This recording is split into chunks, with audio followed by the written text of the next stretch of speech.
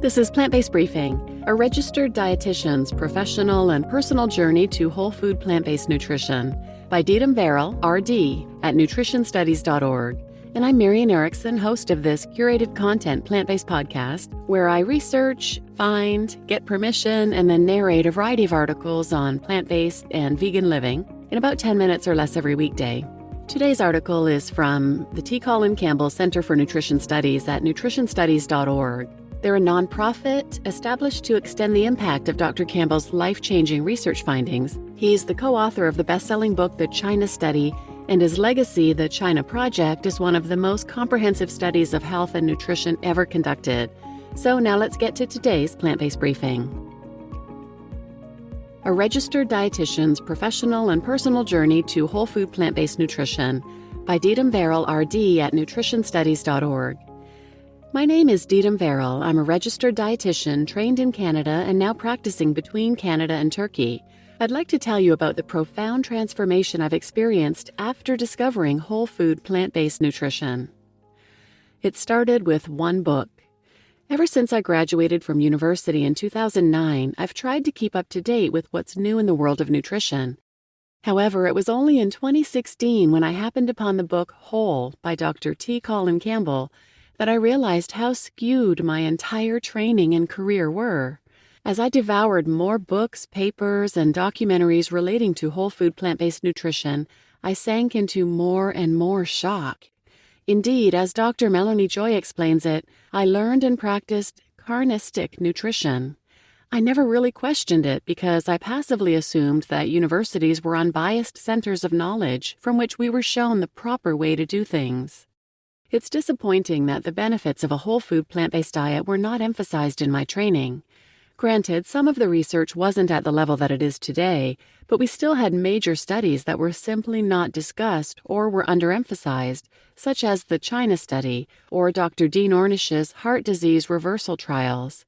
Unfortunately, it can take 17 years for research to enter into practice. It led to so much more. Once I got started, it didn't take long for me to become interested in this exciting field of nutrition. I soon enrolled in the Plant-Based Nutrition Certificate Program with the Center for Nutrition Studies, Andy Cornell, and then went on to become a Food for Life instructor with the Physicians Committee for Responsible Medicine. Currently, I'm in the process of obtaining my Lifestyle Medicine Practitioner certification through the American College of Lifestyle Medicine. I also changed my career, going from a public health dietitian to starting my own private practice. I no longer wanted to toe the party line and reiterate outdated government-sponsored nutrition messages. To their credit, shortly after I left my position, the Government of Canada released its most recent food guide, which has been commended worldwide for its plant-based focus. Personal changes.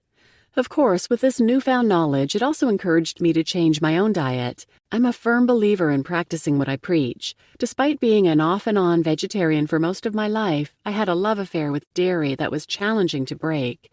However, it was not impossible, and soon enough, my taste buds and mindset changed so much that today it's a non-issue.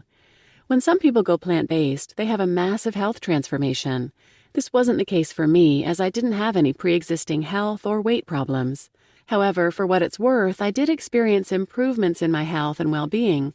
Most notably, debilitating menstrual pains ceased to exist. I no longer suffer every month. My skin had more radiance and less acne, especially around my menstrual cycle. And I inadvertently lost 3 to 4 pounds when I didn't need or want to.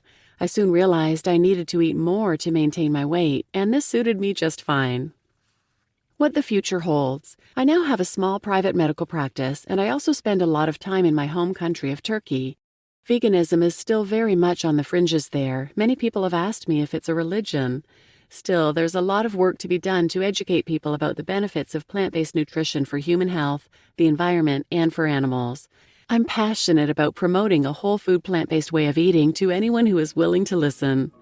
Rather than regretting why I didn't discover and apply this sooner, I relish the fact that I am now living a life that is fully aligned with my values.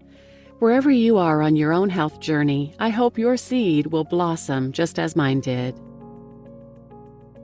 You just listened to a registered dietitian's professional and personal journey to whole food plant-based nutrition by Didem Varol, RD, at nutritionstudies.org, and I'm Marian Erickson, your host. And I was glad to find this article because I had heard Dr. Brooke Goldner mention the fact that nutrition education is so outdated from back in the 1950s, it doesn't include the latest research, and it's heavily sponsored by industries. I knew that medical students get little to no training in nutrition, and I have a number of episodes on that. I'll link those in the show notes. But I always wondered about registered dietitians because their focus is specifically nutrition. Why aren't they teaching people about the benefits of a whole food plant-based diet? Well, now we know they're not being taught that. They're being taught old science, thanks to the government and big food's input. So please share this episode with anyone who might benefit, and thanks for listening.